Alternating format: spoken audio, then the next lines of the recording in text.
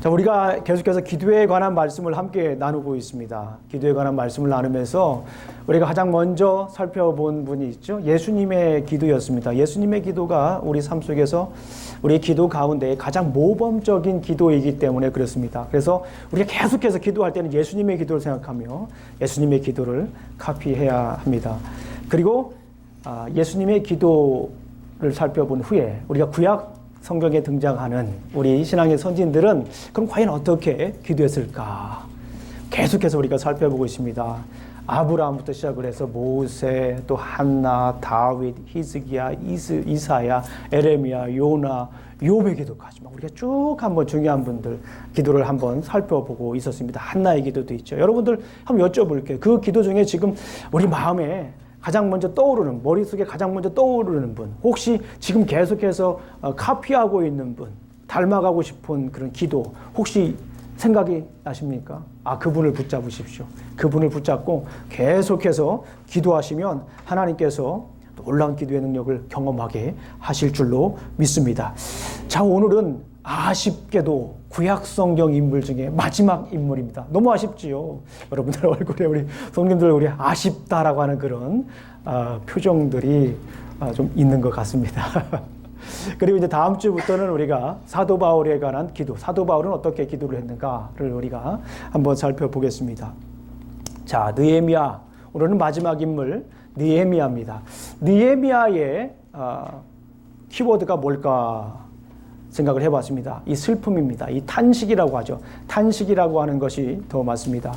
자, 탄식이 뭡니까? 한탄하여 숨을 쉬는 거를 이가 탄식이다라고 얘기합니다. 영어로는 to feel, show or express grief, sorrow or regret. 이게 이제 탄식이다 이렇게 얘기를 합니다. 자, 그러면 여쭤보겠습니다. 우리 성도님들은 언제 탄식을 합니까? 언제 또 슬픕니까? 좀 더 쉽게 말하면 언제 슬프셨습니까? 사랑하는 사람을 잃게 되면 정말 슬프죠. 사랑하는 이를 잃어본 경험이 있는 분들은 이 슬픔의 강도를 경험하실 것입니다. 이해하실 거예요. 또 병으로도 고통이 있을 때도 우리가 참 슬픔을 겪습니다. 그런데 이 슬픔은, 이 탄식은 탄식으로 끝나지 않아요. 우리 그리스도인들에게는 이 탄식이 탄식으로 끝나서는 안 돼요. 우리 그리스도인들은 이 탄식을 어떻게 해야 됩니까? 탄식을 탄식해야 된다. 목사님 무슨 말씀입니까? 탄식을 탄식하다 그런 말을 하십니까? 그런데 제가 이 탄식이라고 하는 단어를 저 나름대로 생각하는 그 의미가 있지만 저는 항상 여러분 아시는 것처럼 국어사전으로 가요. 국어사전으로 가서 이 단어의 정확한 뜻이 무엇인가를 항상 살펴봅니다. 국어사전으로 돌아가면 장점이 있어요. 이거는 믿는 사람이든지 간에 믿지 않는 사람이든지 간에 신앙생활을 오래 하신 분들이든지 신앙생활을 시작하신 지 얼마 안 되신 분이시든지 여러 상황이 다름에도 불구하고 국어사전으로 간다라고 해서 누구나 다 공통의 분모로 들어가는 거예요. 누구나 다 공감할 수 있는 일반화된 사실로 들어가는 거잖아요. 그래서 항상 저는 사전으로 들어가서 여러분에게 설명을 먼저 시작을 하는데, 탄식하다라고 하는, 탄식이라는 걸 쳤더니 이런 아까처럼 슬픔이라든가 이런 거를 때문에 한숨을 쉰다라고 하는 것 뜻 외에 또 다른 뜻이 있더라고요. 이 탄식이라고 하는 말에는 통째로 집어삼키다 그런 뜻이 있습니다. 한번 국어사전 집에 가서 찾아보세요. 통째로 집어삼키다 그런 뜻이 있습니다. 영어로 말하면 devours. 완전히 그냥 집어삼키는 거예요. 여기에 메시지가 있구나 라는 생각이 들었습니다. 우리 그리스도인들은 어떻게 해야 돼요? 탄식의 소리가 있으면 그 탄식의 소리로 그냥 주저앉고 거기서 그냥 탄식으로 끝나면 탄식하는 인생이 되는 거예요. 그러나 그리스도인들은 어떻게 됩니까? 탄식을 어떻게 해야 돼요? 탄식하는 거예요. 우리 한번 따라해 보겠습니다. 탄식을 탄식하자. 탄식을 탄식하자라고 하는 말은 뭐냐면 탄식을 그냥 통째로 집어삼키자라고 하는 거예요. 오늘 느헤미야를 보게 되면 참 탄식의 소리가 있는 사람입니다. 왜 그렇습니까? 이 느헤미야 우리 한번 성경을 펴보겠습니다. 1장 3절을 보니까 그들이 내게 이르되 사로잡힘을 면하고 남아있는 자들이 그 지방 거기서 큰 환난을 당하고 능욕을 받으며 예루살렘 성은 허물어지고 성문들은 불탔다 하는지라. 이 느헤미야라고 하는 사람이 예루살렘에 관한 소식을 들어요.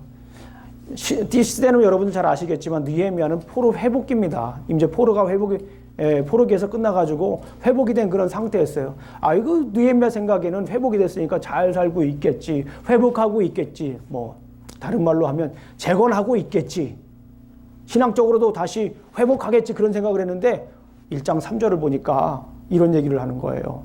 큰 환란이 있대요. 그 지역에 환란이 있고, 그 환란은 어떤 환란이면 능욕을 받아요. 이거 참 굉장히 기분 나쁜 일이죠. 능욕을 당하고 있고, 또 예루살렘 성은 뭐예요?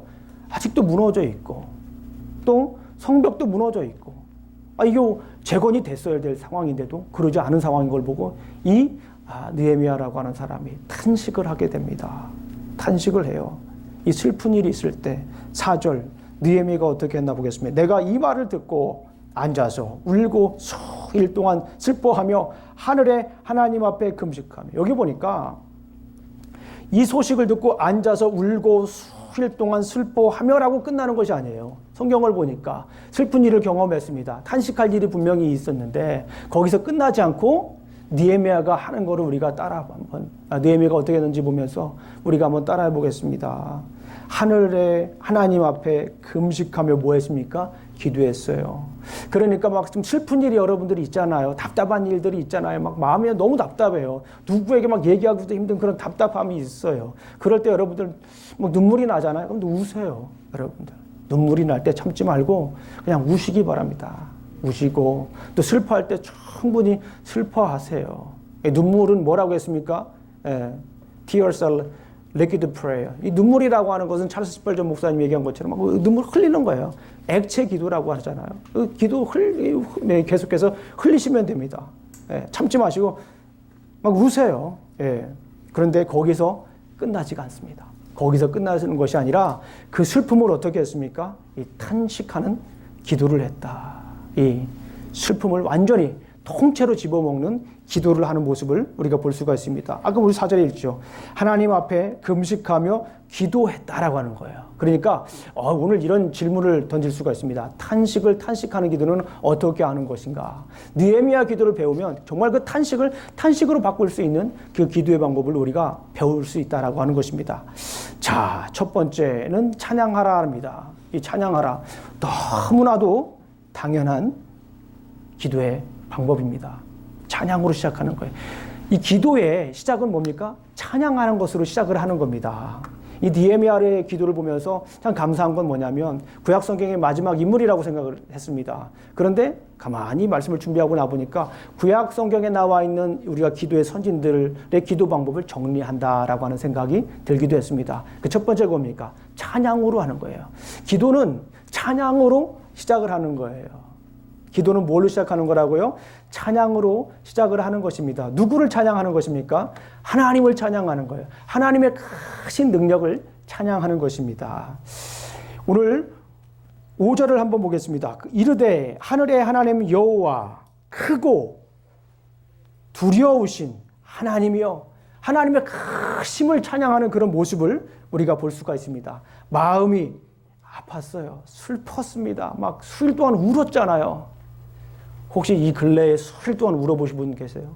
마음이 막 너무 답답해가지고 어디 가서 얘기도 못하고 그냥 수일 동안 그냥 막 울어보신 분 계세요? 제가 일부 예배 드리는 분들이 몇 분 계세요. 요즘에 일부 예배 드리는 분이 몇 분 계시는데 그런 분 계세요? 그러니까 어느 분이냐 그렇다고 얘기를 하셨어요.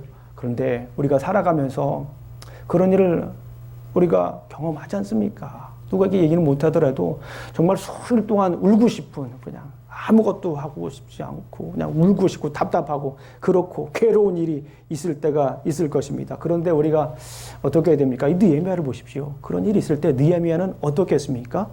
기도를 했어요. 그럴 때 그 기도가 어떤 기도입니까? 찬양하는 기도였어요. 우리가 일반적으로 생각해 볼 때 어렵고 힘들고 막 찬양이 나오지 않을 수도 있잖아요. 그런데 지금 이 느헤미야는 그 기도를 기도 찬양으로 시작하는 거예요. 이게 느헤미야의 위대함입니다. 바로 이것이 기도의 진정한 시작이다라고 볼 수가 있습니다. 자기가 슬픈 거, 괴로운 거, 그것 때문에 그걸 놓고 하나님께 먼저 나가는 것이 아니라 먼저 하나님을 찬양하는 거예요. 우리가 기도 한번 좀 다시 한번 생각을 해봐야 돼요. 기도라고 하는 것은 그냥 부르짖으라, 맞아요. 응답하시는 거 맞습니다. 크고 은밀한 비밀들을 보이시는 거 맞아요. 그런데 그것도 중요하지만 먼저 더 중요한 건 뭐냐면 하나님의 일하심을 여러분들이 하나님의 크심을 찬양하세요. 그것이 기도의 가장 중요한 시작이다라고 볼 수가 있습니다. 여러분들 이 느헤미야가 어떤 사람입니까? 느헤미야의 job description이 뭐죠? 느헤미야의 job description. 느헤미야는 술 맡은 관원이었습니다. 우리 느헤미야서 2장 1절을 보게 되면 아닥사스다 왕 제20년 니산월에 왕 앞에 포도주가 있기로 내가 그 포도주를 왕에게 드렸는데 이전에는 내가 왕 앞에서 수심이 없었더니 느헤미야가 어떤 일을 했냐면 이 술 맡은 관원이다라고 이렇게 볼 수가 있습니다. 이 술 맡은 관원이다라고 그러면 단순히 그냥 옆에서 아닥사스다 왕의 시종을 드는 사람으로 생각할 수가 있는데 아주 쉽게 말씀을 드리면 당시 페르시아의 2인자다, 제2의 수상이다라고 보면 됩니다. 생각을 한번 해보세요. 이 페르시아라고 하는 나라는 다민족 정책을 썼습니다. 그리고 여러분들 세계사를 조금만 아시는 분들, 조금만 이 페르시아에 대해서 공부하시는 분들 아시겠지만 정말 위대한, 정말 영향력이 큰 그런 제국이었습니다. 그런 제국의 2인자였어요. 더군다나 생각을 한번 해보십시오. 조그만한 이스라엘 나라에서 온 이방 사람이 제2의 수상이 돼가지고 2인자가 돼가지고 앉아서 총애를 받습니다. 더군다나 여기 술 맡은 관원장은 좀 제가 자료를 찾아보니까 이 술 맡은 이 관원을 보호하는 경비 구역이 따로 있었어요. 그만큼 이 술 맡은 관원을 얼마나 이 왕이 사랑했는지 알 수가 있습니다. 그리고 직무가 매우 중요하죠. 그래서 온전히 이 아닥사스다 왕은 술 맡은 관원 느헤미야와만 동대를 했다. 거의 뭐 그런 자료들이 있습니다. 그만큼 큰 자리였었어요. 그런데 생각을 한번 해보십시오. 얼마나 힘들었을까? 그런 생각이 들더라고요. 얼마나 힘들었을까? 아마도 얼마나 많은 사람들이 이 느헤미야에 대해서 얘기를 했었을까? 지난번에 우리 다니엘 봤잖아요. 다니엘을 막 죽이려고도 했잖아요. 막 진짜로. 느헤미야도 그런 위협 속에서 살았던 사람일 것입니다. 답답한 걸로 말하면, 어쩌면 슬픈 걸로 말하면 아마 최고였을 사람이 바로 이 느헤미야입니다. 그런데 이 느헤미야가 하나님 앞에 무엇을 합니까? 먼저 하나님을 찬양하는 그런 모습을 볼 수가 있습니다. 우리 사랑하는 성도님들, 어렵고 힘들고 또 답답한 그런 일이 안 일어날 수가 없어요. 우리 삶에. 그렇잖아요. 우리가 겉으로 볼 때는 와, 저 사람은 항상 저렇게 해피해 라고 할 수 있지만 그렇지가 않잖아요. 우리의 삶이 힘들고 어려울 때가 있습니다. 답답할 때가 있습니다. 그럴 때 우리가 어떻게 해야 됩니까? 느헤미야처럼 그냥 탄식으로 끝나는 것이 아니라 느헤미야처럼 그 탄식을 어떻게 해야 돼요? 그냥 잡아 먹어야 됩니다. 한번 저를 한번 보세요. 예, 다 보고 계시지만 그래도 한번 다시 한번 막 그냥 눈에 힘을 주시고 한번 저를 보세요. 그냥 어려운 일이 있으면 그냥 그 어려운 일 때문에 그냥 휘둘리지 마세요. 그 어려운 일을 내 탄식을 내가 어떻게 하리라? 탄식하리라, 잡아 먹으리라, 그런 생각으로 가지고 하나님 앞에 나아가서 뭐 해야 됩니까? 찬양하셔야 돼요. 다른 거 아니라 먼저 찬양부터 하는 거예요. 그래서 이 집에서 찬양을 좀 많이 부르세요, 우리 성도님들. 어려운 일들이 있으면 찬양 틀어놓고 계속 찬양하세요. 그리고 직장에 계신 분들은 찬양을 들을 수 있는 그 상황이 되면 꼭 찬양을 들었으면 좋겠어요. 그리고 따라하고 운전하시다가도 막 찬양 틀어놓고 막 부흥 가끔 하시죠? 너무 심취하지는 마세요. 운전하셔야 되니까. 그러나 틀어놓고 막 그냥 부흥회도 하고 눈물도 흘리고 찬양하시는 거예요. 찬양하면 뭐 한다? 따라해요. 찬양하면 이긴다. 찬양은 탄식을 이긴다. 한번 따라해 보겠습니다. 시작. 찬양은 탄식을 이긴다. 영어로 보니까 praise overcomes sorrow. 찬양을 하면 어떠한 어려운 일이 있어도 이기는 거예요. 그게 비결입니다. 찬양을 하셔야 돼요. 그 크신 하나님의 사랑 말로 다 영영 못하네. 저 높고 높은 별을 넘어 이 낮고 낮은 땅 위에 죄범한 영혼 구하려 그 아들 보내사 화목죄로 삼으시고 죄 용서함. 다 같이 합니다. 하나님 크신 사랑은, 하나님 크신 사랑은 증량다 못하며 영원히 변치 않는 사랑 성도여 찬양을 하시는 거예요. 저는 이 찬양 중에 가장 마음에 와닿는 부분이 3절에 사실은 하늘을 두루마리 삼고 바다를 먹물 삼는데요. 저는 어렸을 때부터 이 붓글씨하고 굉장히 가깝게 지냈습니다. 그래서 이 먹물을 가는 것이 얼마나 힘들고 또 이 먹물 가는 자체가 수양입니다. 먹물을 갈고 또 먹물을 또 어떻게 쓰는지를 조금은 아는 것 같아요. 근데 바닷물을 먹물로 삼아도 쓰지 못한대요. 얼마큼 써야 되는 거예요? 이 표현이 너무나도 멋있는 표현이에요. 이 하나님을 찬양한다라고 하는 것은 하나님의 그 크신 일을 하나하나 뭐 하는 거예요? 되새겨보는 겁니다. 그냥 곡조만 따라가는 것이 아니라 가사 하나하나를 생각하면서 하나님께서 나를 어떻게 인도하셨는가를 생각해 보시는 것입니다. 우리 삶 속에서 하나님을 찬양을 하시기를 주님의 이름으로 축원합니다. 힘들고 어려운 일이 있을 때 그냥 먼저 뭐 하자? 찬양하자. 왜냐하면 찬양은 탄식을 이기기 때문에 그런 거예요. 찬양으로 이기는 겁니다. 아멘. 우리 삶 속에 찬양이 끊기면 어떤 현상들이 일어나는 줄 알아요? 우리 삶 속에 찬양이 끊기면 어떤 일들이 일어날까요? 기쁨이 없어요. 맞아요. 예, 나를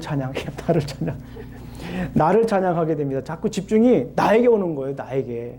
그러면서 뭐가 되는 거예요? 좌절하고. 왜냐하면 내 생각하니까 좌절하고. 때로는 기뻤다가 또 좌절하고. 그냥 왔다 갔다 업 앤 다운 플럭추에이트 막 이렇게 하게 되면 주위에 있는 사람들이 뭐라고 그래요? 참 힘들다. 왜 이렇게 힘들게 사니? 그런 얘기를 합니다. 나를 자꾸 보게 되니 하나님을 찬양하게 하지 않으면 자꾸 나만 보게 되는 거예요. 근데 잘 아시잖아요. 우리는 영원하지가 않아요. 우리는 스스로 굳게 설 수가 없어요. 넘어져요. 굳게 서 있는 것 같지만 바로 넘어지는 게 우리 인생입니다. 그래서 하나님을 바라볼 때 우리가 온전히 살아갈 수가 있습니다. 지난주에 어느 집사님을 만났어요. 어느 집사님이 그런 얘기를 하시더라고요. 제가 뭐 물어본 것도 아니에요. 그런데 간증을 저한테 이렇게 하시더라고요. 기도를 열심히 하시는 분이에요. 기도를 하면서 요즘 깨달은 게 있대요. 본인이 얘기해요. 기도하면서 하나님을 찬양하는 거를 잠시 내려놨던 것 같아요. 하나님을 찬양하지 않으니까 기도는 하는데 하나님을 찬양하지 않으니까 그런 생각이 들으셨대요. 자꾸 하나님을 이용하는 것 듯한 느낌. 내가 하나님을 이용하는 듯한 느낌. 원래 신앙적으로는 어떻게 돼요? 하나님이 나를 사용하셔야 되잖아요. 하나님이 나를 사용하시고 하나님이 나를 이용하셔야 되는 거잖아요. 그런데 내가 하나님을 이용하는 것 같다는 생각이 들 때 참 귀한 걸 깨달으셨네요. 제가 이렇게 말씀드려요. 그렇습니다. 우리가 하나님을 찬양하지 않으면 우리가 기도를 하더라도 하나님을 이용하려고 해요. 하나님을 찬양하게 되면 어떻게 될까요? 하나님 저를 사용하여 주시옵소서. 우리 사랑하는 성도님들 삶 속에 이 찬양이 끊이지 않으시기를 주님의 이름으로 축원합니다. 기도를 여는 열쇠는 뭡니까? 찬양이에요. 찬양함으로 기도의 문을 열고 기도의 세계로, 깊은 기도의 바다의 세계로 들어가시기를 주님의 이름으로 축원합니다. 이 두 번째 이 느헤미야의 기도, 탄식하는 기도, 그 기도는 어떤 기도였냐면 회개하라. 목사님 또 나오네요 라고 하는데 저도 제가 일부러 메시지를 만드는 거 아니지 않습니까? 성경 본문에 나와 있는 대로 따라가고 있지 않습니까? 오늘 한번 본문 1장 6절을 한번 다 같이 읽어보도록 하겠습니다. 1장 6절입니다. 우리 본문 1장 6절을 함께 읽어보도록 하겠습니다. 다 같이 읽습니다. 그 목소리를 시작. 이제 종이 주의 종들인 이스라엘 자손을 위하여 주야로 기도하며 우리 이스라엘 자손이 주께 범죄한 자들을 자복하오니. 여기까지만 읽어보겠습니다. 지금 뭐 하고 있는 거예요? 느헤미야가 하나님께 회개 기도하고 있다라고 하는 것을 우리가 볼 수가 있습니다. 회개라가 뭐라고 그랬죠? 죄를 하나님 앞에 고백하고, 죄만 고백하는 말만 아니라 다 우리의 삶이 완전히 돌아가는 걸 뭐라고 합니까? 하나님께로 돌아가는 걸 뭐라고 하죠? 그걸 회개다라고 합니다. 제가 이제 회개하십시오, 회개하십시오 이런 메시지를 전하면 우리 성도님들은 그렇게 기뻐하지 않았고 별로 아멘도 안 하시는 거 제가 알고 있는데, 그럼에도 불구하고 성경에는 이렇게 회개하라고 말씀을 하시니까 저도 말씀을 증가하는 거예요. 예, 우리가 회개를 해야 돼요. 제가 어린이 부흥사였어요. 한국에 여러분 아시는 것지만 어린이 부흥사였습니다. 처음 그 사역을 어린이 부흥사로 시작을 해서 뭐 그래도 이렇게 좀 전국은 아니어도 이 충남 그쪽은 이렇게 집회를 다니면서 제가 어린아이들 부흥회다 그랬는데, 그때 메시지도 포인트가 뭐냐면 회개에 관한 메시지였어요. 아이들한테. 그런데 아이들한테 회개해야 된다라고 얘기를 하면, 죄를 고백해야 된다 얘기를 하면 아이들이 가끔 그런 얘기를 해요. 내가 나의 죄가 뭔지 모르겠습니다 라고 하는 아이들이 있어요. 그래서 제가 죄에 대해서 구체적으로 얘기를 하고 그거를 고백하게 하고 또 막 눈물을 흘리면서 집회를 했던 그런 기억들이 있습니다. 그런데 간혹 우리 어른들도 그래요. 어른들도 저의 죄를 잘 모르겠는데요, 그러시는 분들이 아주 간혹 있습니다. 그럴 수 있습니다. 그런데 중요한 건 뭐냐면, 내가 하나님 앞에 나의 죄가 뭔지를 모르는 것만큼 심각한 게 없어요.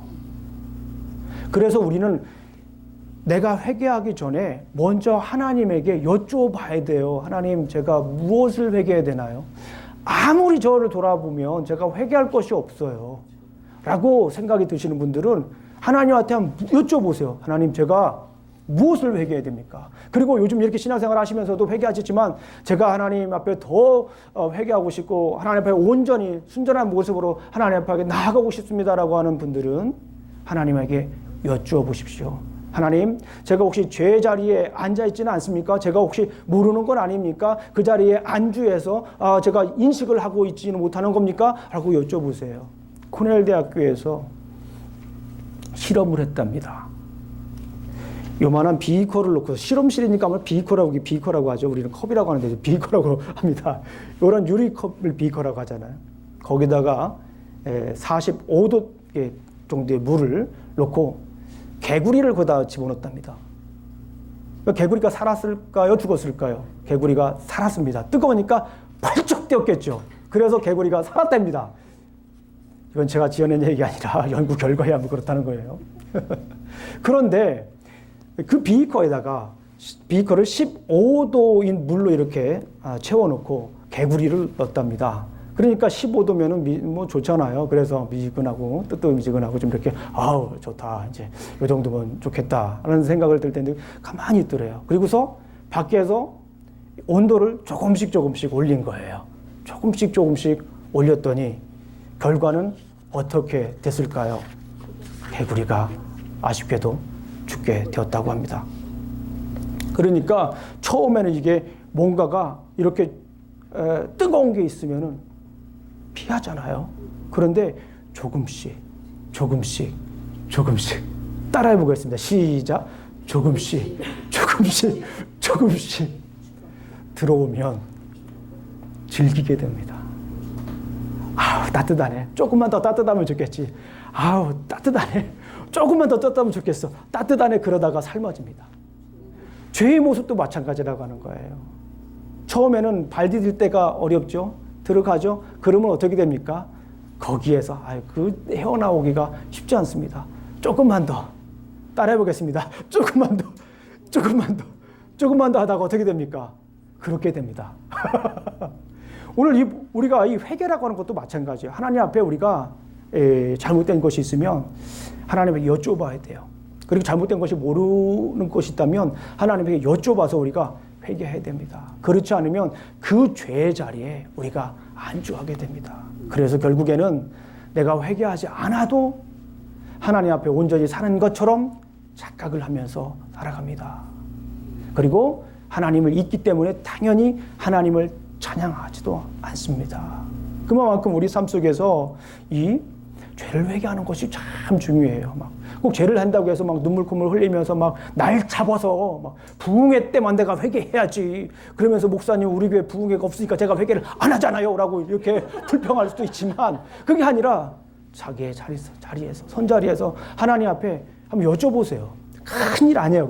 기도 그냥 하나님 앞에 그냥 얘기하는 거예요. 하나님 앞에 하나님 제가 오늘 뭘 잘못했나요? 너는 맨날 그렇게 물어보냐? 스스로 좀 알면 안 되냐? 라고 할 수도 있지만은 그래서 여쭤보세요. 하나님 제가 요즘 잘 하고 있습니까?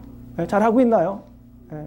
혹시 제 삶에 스멀 이렇게 죄가 들어오고 있지는 않습니까? 하나님 제가 죄를 깨닫게 해주세요. awakenings 제가 무엇인지 알게 해주세요. 그리고 제 awakening grace 하나님의 은혜를 알게 해주세요. 죄를 우리가 알 때 하나님의 은혜를 아는 거예요.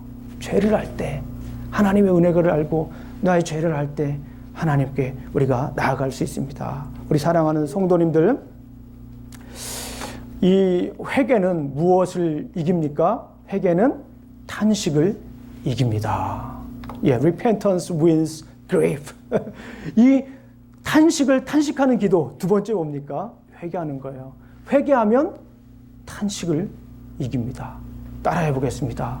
회개는 나의 탄식을 이긴다. 그렇습니다. 회개할 때 나의 슬픔은 사라지는 거예요. 오히려 더 회개할 때 나의 슬픔은 사라지는 것입니다. 나의 아픔은 사라지는 거예요. 회개한다는 것이 두렵죠. 아프죠. 하나님께 나아가면 됩니다. 사람들에게 얘기 안 해도 돼요. 굳이 목사에게 얘기 안 해도 돼요. 하나님 앞에 얘기를 하세요. 말로 하기 힘들면 글로 쓰세요. 말로 하기 힘들면 곡을 만드세요. 곡을. 그냥 하시는 거 있잖아요. 남들 아무도 못 알아듣게. 하나님은 하시는 거예요. 다. 하시는 겁니다. 그러나 중요한 거 내 안의 죄를 그냥 가지고 살지 마세요. 잘못하면 어떻게 됩니까? 개구리처럼 됩니다. 우리가 15도에서 온도 올라가서 그냥 그 자리에서 죽을 개구리처럼 됩니다. 참 심각한 거예요. 자, 마지막입니다.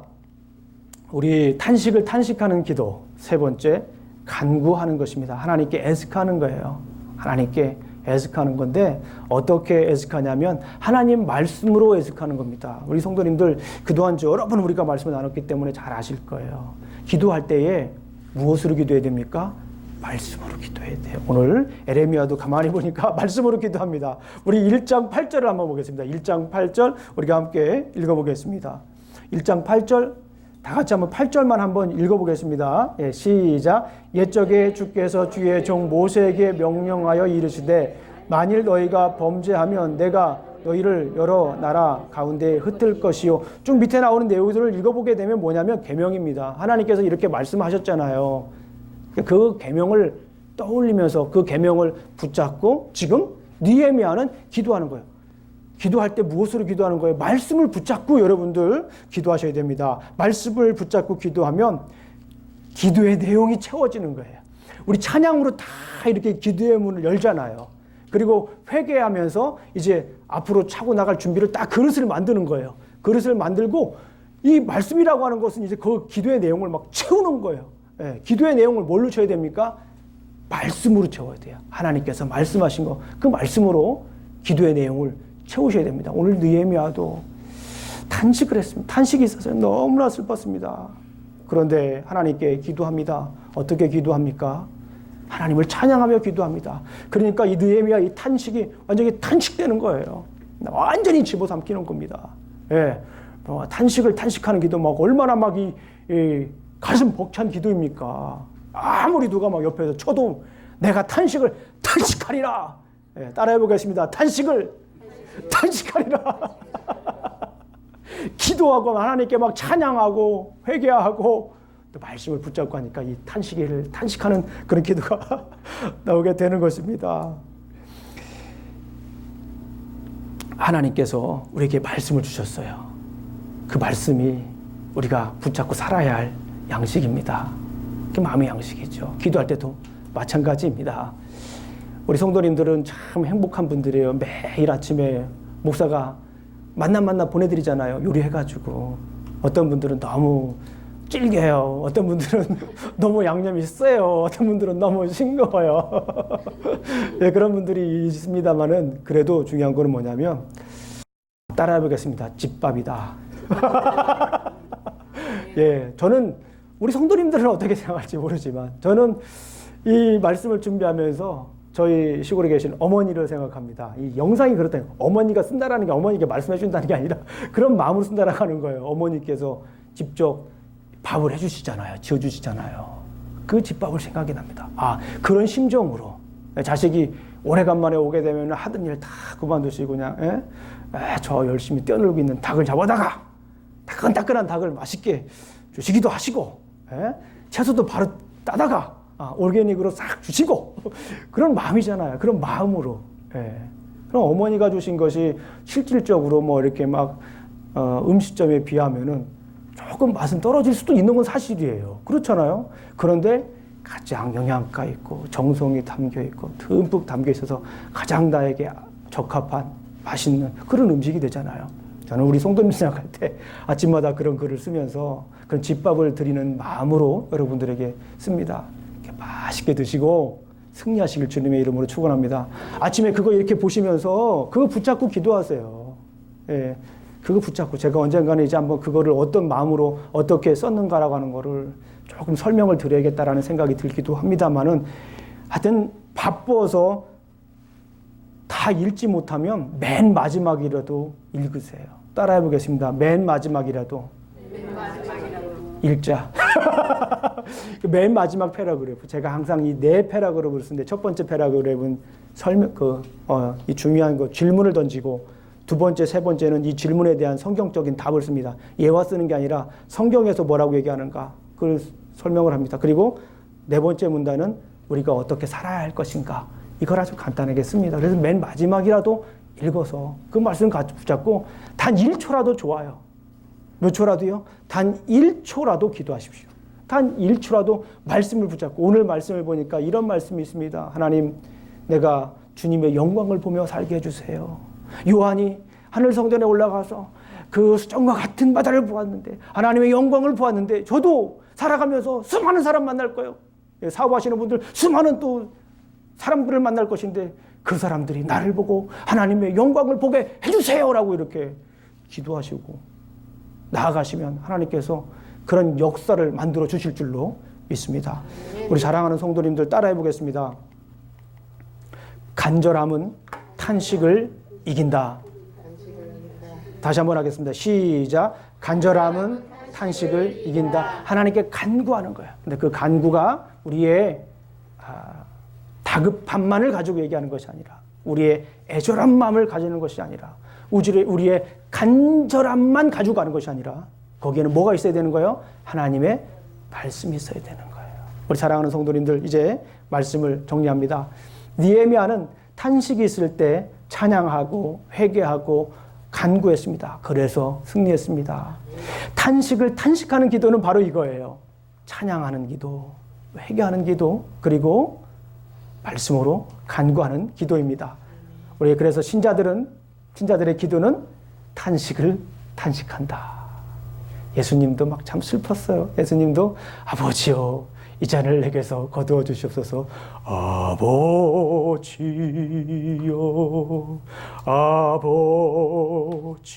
아버지요 하면서 당신 뜻대로 하옵소서. 뭐예요? 이 탄식을 탄식하셨잖아요. 슬픔을 그냥 집어삼키셨잖아요. 예수님도요. 그게 뭡니까? 우리 신자들이 우리 예수님의 그 기도, 그 삶을 본받아야 됩니다. 우리 신자들의 기도는 탄식을 탄식한다. 우리 성도님들의 기도는 탄식을 탄식한다. 아멘? 예. 그래서 우리 성도님들의 기도, 탄식을 탄식하는 기도를 할 때 우리에게 다가오는 것이 뭡니까? 그 탄식은 감탄으로 바뀌는 거예요. 얼마나 놀랍습니까? 결과론적인 얘기지만은 이 느헤미야는 이 탄식을 탄식하는 기도 후에 우리가 잘 아시는 것처럼 성벽을 재건합니다. 그리고 이스라엘을 개혁합니다. 하나님이 원하시는 나라로 재건합니다.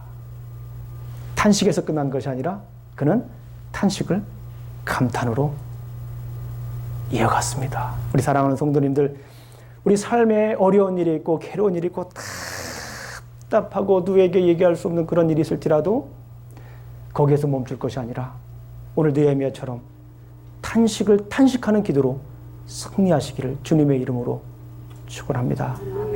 기도하시겠습니다.